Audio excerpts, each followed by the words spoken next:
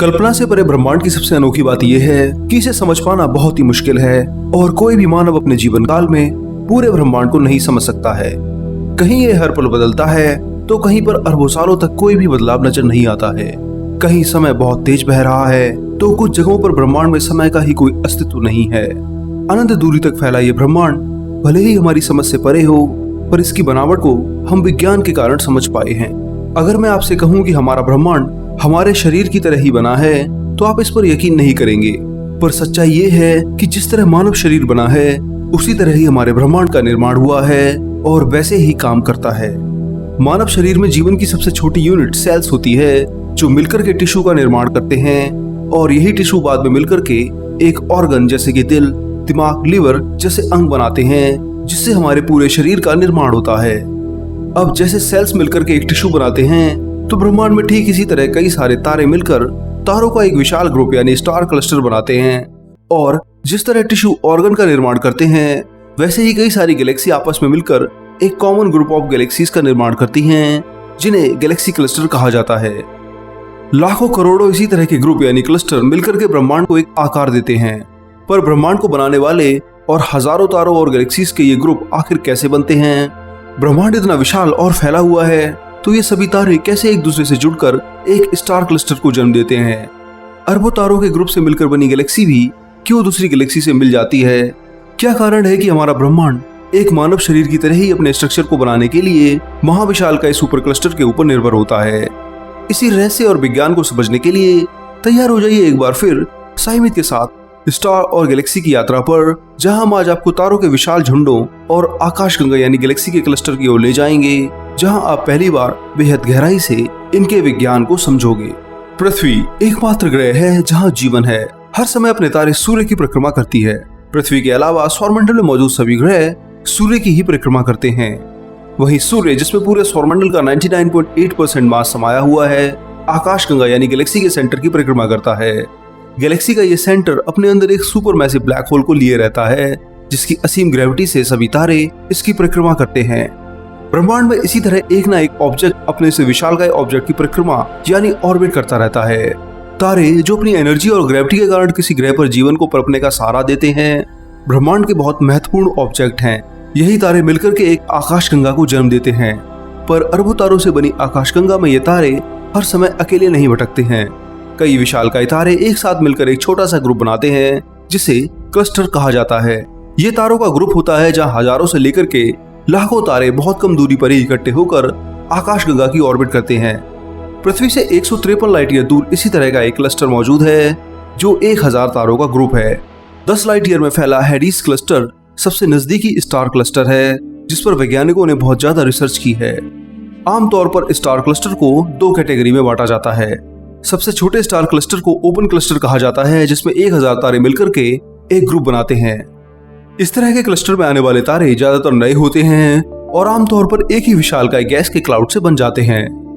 पर तारों का ये ग्रुप तो आसान जान पड़ता है, पर आगे मैं आपको एक ऐसे ग्रुप की ओर लेके जाने वाला हूँ जहां आप पहुंच गए तो आपको बहुत छोटी सी जगह में ही लाखों तारे एक साथ देखने को मिलेंगे। यहाँ पहुंचकर आपको इतनी ज्यादा ब्राइटनेस का सामना करना पड़ेगा जो इससे पहले आपने कहीं नहीं देखी होगी। मैं बात कर रहा हूँ विशालकाय तारों के ग्रुप्स की, जिसमें 10,000 से लेकर के 10 करोड़ तक तारे होते हैं। 30 लाइट ईयर से लेकर के सैकड़ों लाइट ईयर में फैले ये तारे के गुच्छे यानी क्लस्टर बहुत विशाल हैं और इसमें तारों की डेंसिटी भी बहुत ज्यादा है। आकार में गोल होने के कारण इन्हें ग्लोबुलर क्लस्टर कहा जाता है। इस क्लस्टर में पाए जाने वाले तारे अमूमन पॉपुलेशन सेकंड कैटेगरी के स्टार होते हैं। पॉपुलेशन सेकंड वो स्टार होते हैं जो ब्रह्मांड के जन्म से कुछ ही समय आगे बने थे। पॉपुलेशन स्टार क्या होते हैं इनके बारे में मैं पहले ही एक वीडियो बना चुका हूं, जिसे अगर आप देखना चाहते हैं तो डिस्क्रिप्शन और आई बटन पर दिए गए लिंक पर देख सकते हैं। ग्लोबुलर क्लस्टर में मौजूद तारे बेहद ही पुराने होते हैं। वैज्ञानिकों का मानना है कि ये तारे ज्यादातर येलो या रेड ड्वार्फ स्टार होते हैं जिनका मास सूरज के मास से 1 या 2 गुना ही ज्यादा होता है। वैज्ञानिकों के अनुसार शुरुआत में इन क्लस्टर में भी विशालकाय तारे हुआ करते थे, पर क्योंकि ये क्लस्टर बहुत पुराना है इसलिए संभव हो सकता है कि कई सारे विशालकाय पुराने तारे सुपरनोवा एक्सप्लोजन में खत्म हो गए होंगे और उसके बाद में ड्वार्फ तारों की शक्ल ले चुके होंगे। विशाल तारों के मुकाबले छोटे तारों का जीवन बहुत ज्यादा होता है। इसी वजह से आकार में छोटे तारे अभी भी इन क्लस्टर में मौजूद हैं और अपने लंबे जीवन काल को बिता रहे हैं। हालांकि कुछ ब्लू सुपर जायंट तारे भी इन क्लस्टर में मौजूद हैं, जो कि नेबुला में मौजूद धूल से बने होंगे या फिर दो ड्वार्फ तारों के मर्ज यानी मिलने से इनका जन्म हुआ होगा। पर सबसे विचित्र बात जो इस ग्रुप की है वो ये है कि आज भी वैज्ञानिक ये नहीं जानते हैं कि तारों का यह विशाल ग्रुप आखिर बनता कैसे है। आम क्लस्टर में जहां सभी तारे एक ही विशालकाय धूल के बादल से बनते हैं और फिर एक ग्रुप बना लेते हैं, पर ग्लोबुलर क्लस्टर में ऐसे कई तारे भी देखे गए हैं जो दूसरों तारों से एकदम अलग हैं। जाहिर है कि ये किसी दूसरे धूल के बादल से बने होंगे या फिर किसी और जगह से आकर के इस ग्रुप का हिस्सा बन गए होंगे, पर ये कैसे और कब हुआ आज तक कोई भी स्पेस साइंटिस्ट और एजेंसी जान नहीं सकी है। हमारी मिल्की वे गैलेक्सी में ऐसे कई विशालकाय तारों के ग्रुप्स हैं जो आज तक रहस्य बने हुए हैं। अब तक का खोजा गया सबसे बड़ा ग्लोबुलर क्लस्टर पृथ्वी से 17,000 लाइट ईयर दूर है। ओमेगा सेंटोरी नाम के इस स्टार क्लस्टर में करीब 1 करोड़ तारे हैं और इसका आकार 150 लाइट ईयर में है। ये क्लस्टर इतना विशाल है कि इसे पृथ्वी से आंखों के द्वारा देखा जा सकता है। 150 लाइट ईयर में समाये 1 करोड़ से ज्यादा तारे इतने पास हैं कि इनके बीच की दूरी ही केवल 0.1 लाइट ईयर्स है। ये सूर्य के सबसे नजदीकी तारे की दूरी से भी 40 गुना कम दूरी पर एक दूसरे के करीब होते हैं। अगर आप इस स्टार क्लस्टर में अपने स्पेसशिप से जाने की कोशिश करते हो तो सबसे पहले आपको इसके सेंटर की ब्राइटनेस का सामना करना पड़ेगा। जैसे ही आप इन तारों के ग्रुप में एंटर करोगे तो आपको यहाँ पर हर तरफ तारे ही तारे दिखाई देंगे। सभी तारे एक ही साइज और प्रॉपर्टीज के होने के कारण इन्हें पहचानना भी बहुत मुश्किल होगा। हालांकि जितने भी तारे आप इस क्लस्टर में देखोगे वो सभी 12 अरब साल पहले जन्मे तारे हैं।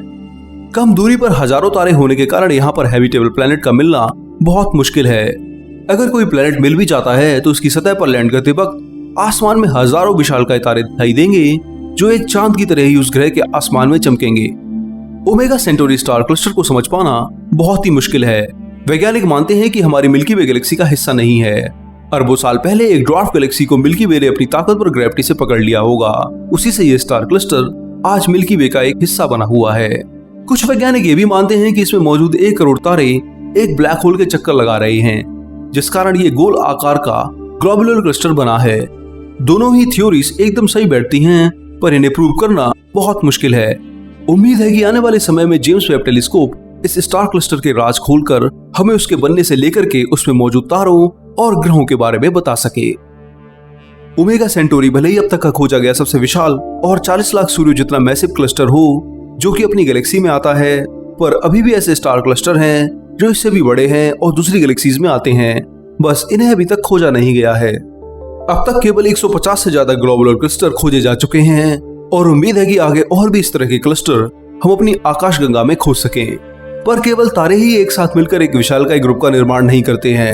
अरबों तारों से बनी गैलेक्सीज भी एक साथ मिलकर एक विशालकाय ग्रुप बनाती हैं जो ब्रह्मांड में मौजूद सबसे बड़े स्ट्रक्चर बन जाते हैं। गैलेक्सी के इन ग्रुप्स को गैलेक्सी क्लस्टर कहा जाता है। ग्रेविटी के कारण 100 से लेकर 1000 गैलेक्सी का एक विशालकाय ग्रुप बनता है, जिसमें सभी गैलेक्सीज ग्रुप के सेंटर ऑफ मास की ऑर्बिट करते हुए ब्रह्मांड में चलती हैं। 100 से कम गैलेक्सीज वाले क्लस्टर को गैलेक्सी ग्रुप कहा जाता है। एक गैलेक्सी क्लस्टर आकार में कम से कम 32 लाख लाइट ईयर से लेकर 1 करोड़ 60 लाख लाइट ईयर तक फैला होता है। इन क्लस्टर्स में केवल 1% ही गैलेक्सीज होती हैं, 9% इंटरस्टेलर मैटर होता है और 90% वो अदृश्य मैटर होता है, जिसके कारण गैलेक्सीज आपस में बंधी रहती हैं और जिसे वैज्ञानिक डार्क मैटर के नाम से जानते हैं। हालांकि कई बार गैलेक्सी क्लस्टर भी आपस में एक दूसरे क्लस्टर से मिलकर एक विशालकाय सुपर क्लस्टर का निर्माण करते हैं जो ब्रह्मांड में पाए जाने वाले सबसे विशाल स्ट्रक्चर होते हैं। एक सुपर क्लस्टर कई गैलेक्सीज क्लस्टर से मिलकर बनता है, जिसका आकार 10 करोड़ लाइट ईयर से लेकर के 100 करोड़ लाइट ईयर तक हो सकता है। हमारी मिल्की वे गैलेक्सी लोकल ग्रुप का हिस्सा है, जिसमें 54 से ज्यादा गैलेक्सीज शामिल हैं। अब यही local group Virgo super cluster का एक छोटा सा हिस्सा है। इस विर्गो सुपर क्लस्टर की लंबाई 11 करोड़ लाइट ईयर है। इसमें लोकल ग्रुप जैसे छोटे गैलेक्सीज क्लस्टर के साथ साथ विशालकाय गैलेक्सी क्लस्टर भी शामिल हैं। पर 47,000 गैलेक्सीज का ये विशालकाय गुच्छा भी ब्रह्मांड में मौजूद दूसरे सुपर क्लस्टर के सामने कुछ नहीं है। विर्गो सुपर क्लस्टर से भी विशाल सुपर क्लस्टर हमारे ब्रह्मांड में ही मौजूद हैं, जो पूरे लोकल ग्रुप के साथ साथ विर्गो सुपर क्लस्टर के भी ज्यादातर हिस्सों को अपने में समाकर रखते हैं। करीब 50 करोड़ लाइट ईयर में फैला लेनिए का सुपर क्लस्टर 1 लाख से ज्यादा आकाशगंगाओं को अपने में समा करके रखता है। मिल्की वे, एंड्रोमेडा आकाशगंगाएं सभी इस ग्रुप का एक छोटा सा हिस्सा हैं। पर इतना विशाल होने के बाद भी इसे डिटेक्ट करना बहुत मुश्किल काम है। वैज्ञानिक रेडियो टेलीस्कोप के जरिए कई गैलेक्सीज के मोशन को देखते हैं। अगर वो ग्रेविटी के प्रभाव में किसी सेंटर ऑफ मास की तरफ बढ़ रही हैं, तो समझा जाता है कि ये सभी गैलेक्सीज किसी विशालकाय क्लस्टर का हिस्सा हैं, जिसके सेंटर ऑफ मास को ये सभी गैलेक्सीज ऑर्बिट कर रही हैं। हम गैलेक्सीज के जरिए इनके होने का अनुमान लगा सकते हैं, पर आज भी हम नहीं जानते हैं कि ये विशालकाय गैलेक्सी सुपर क्लस्टर बनते कैसे हैं। इस समय अब तक का खोजा गया सबसे बड़ा सुपर क्लस्टर कैलियम सुपर क्लस्टर है, जो कि करीब 91 करोड़ लाइट ईयर में फैला हुआ है। करीब 20 लाख खरब तारों जितना वजन लिए इस सुपर क्लस्टर का हिस्सा हमारी पृथ्वी से 140 करोड़ लाइट ईयर दूर है। इस सुपर क्लस्टर में 8300 गैलेक्सीज के छोटे ग्रुप हैं और कम से कम 50,000 महाविशालकाय गैलेक्सीज और 5 लाख ड्वार्फ गैलेक्सीज शामिल हैं। ये ग्रुप इतना विशाल है कि इसमें लैनिए का सुपर क्लस्टर के साथ साथ विर्गो सुपर क्लस्टर और हजारों दूसरी गैलेक्सी समा जाएं तो भी ये खाली रह जाएगा। इसी से आप समझ सकते हैं कि ब्रह्मांड में मौजूद ये सुपर क्लस्टर कितने विशाल हो सकते हैं। एक अनुमान के मुताबिक हमारे ब्रह्मांड में ऐसे 1 करोड़ सुपर क्लस्टर मौजूद हो सकते हैं, जिनके जुड़ने से हमारे ब्रह्मांड का अस्तित्व है। ये ठीक वैसे ही है जैसे मानव शरीर में सेल्स मिलकर के एक टिश्यू बनाते हैं, जो कि सेल्स का ही ग्रुप होता है, और ये टिश्यू का ग्रुप जुड़ करके ऑर्गन यानी शरीर के अंग का निर्माण करते हैं। ऐसे ही कई अंगों से जुड़ने से हमारा शरीर बनता है। ब्रह्मांड भी ऐसे ही बना है। तारों के जुड़ने से तारों के ग्रुप्स बने हैं, जिन्हें स्टार क्लस्टर कहा जाता है। ये स्टार क्लस्टर गैलेक्सीज बनाते हैं। फिर गैलेक्सीज एक साथ जुड़कर एक विशालकाय सुपर क्लस्टर का निर्माण करती हैं। फिर यही सुपर क्लस्टर एक साथ एक जाल की तरह आपस में जुड़कर समूचे ब्रह्मांड का निर्माण करते हैं। करोड़ों सुपर क्लस्टर से बड़ा हमारा ब्रह्मांड वास्तव में तारों और धूल का ही एक महाविशालकाय घर है। हम अपनी टेक्नोलॉजी से केवल ऑब्जर्वेबल यूनिवर्स को ही देख सकते हैं, जो कि 93 अरब लाइट ईयर्स में फैला हुआ है। पर वैज्ञानिकों की माने तो जिस यूनिवर्स को हमने आज तक देखा नहीं है, वो इस यूनिवर्स से भी अरबों गुना विशाल हो सकता है। ऐसे में वहां हमारे खोजे गए सुपर क्लस्टर से भी विशाल सुपर क्लस्टर देखने को मिल सकते हैं, जिनका आकार हमारे आज के ऑब्जर्वेबल यूनिवर्स जितना हो। अगर हम मल्टीवर्स थ्योरी की माने तो हमारे ब्रह्मांड जैसे कई ब्रह्मांड स्पेस में मौजूद हो सकते हैं, जो अपने भी ग्रुप्स मिलकर बनाते हों। अगर मल्टीवर्स थ्योरी सही है तो हो सकता है कि यूनिवर्स क्लस्टर भी स्पेस में मौजूद हो, जहां कई यूनिवर्स गैलेक्सीज की तरह ही अपने ग्रुप्स बनाकर एक दूसरे यूनिवर्स के बहुत पास हों। पर चाहकर भी हम इन सभी चीजों को कभी ऑब्जर्व नहीं कर सकते हैं। हम केवल अपने ऑब्जर्वेबल यूनिवर्स को ही अपने जीवन काल में देख और समझ सकते हैं। दोस्तों, इस वीडियो में इतना ही। यहाँ मैंने स्टार क्लस्टर और गैलेक्सी क्लस्टर की बात की है, जिनका स्ट्रक्चर हमें मानव शरीर की बनावट के करीब ले जाता है। जिस तरह मानव शरीर बना है, शायद हमारा ब्रह्मांड भी बना है। आपको वीडियो कैसा लगा और किस बात ने सबसे ज्यादा हैरान किया, हमें कमेंट करके जरूर बताइए। सवाल पूछिए और वीडियो भी शेयर कीजिए। इसके साथ साथ साइंस की अधिक जानकारी के लिए और करीब से समझने के लिए हमारी वेबसाइट विज्ञानम.com पर जरूर जाइए और उसे बुकमार्क कर लीजिए।